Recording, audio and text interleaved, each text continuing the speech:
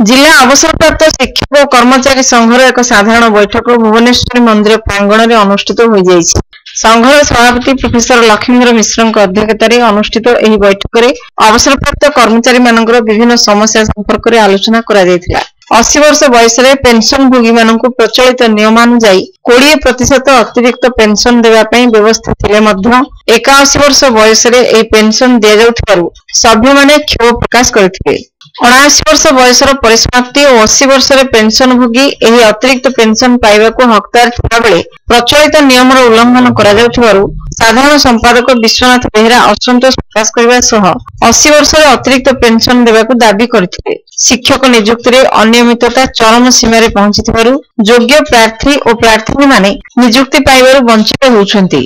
अयोग्य प्रार्थी मानक नियुक्ति मिलुछि यह घोर परितापर विषय बोली बैठक में मतव्यक्त करा सह नियुक्ति रे हेउथवा अनियमितता और दुर्नीति पई दायी अधिकारी मानक विरोध में कार्यानुष्ठान ग्रहण करा दाबी करा जायथिला। सत्यवादी बकुलवन में ओडिया विश्वविद्यालय लोकार्पित होइथिबारु संघ पक्षरु सरकार को कृतज्ञता ज्ञापन करा सह याकु उत्कलमणि गोपबंधु ओडिया विश्वविद्यालय नाम नामित करा दाबी करा जायथिला। प्यारीमोहन पट्टनायक, संतोष कुमार महांती, ब्रह्मानंद दास, मिनती ओता, आशालता प्रधान, रमेश चंद्र बलियार सिंह, विजय कुमार पंडा, सदाशिव मिश्र, बाईधर जेना, मनोज कुमार सामंतराय प्रमुख आलोचना अंशग्रहण करथिले।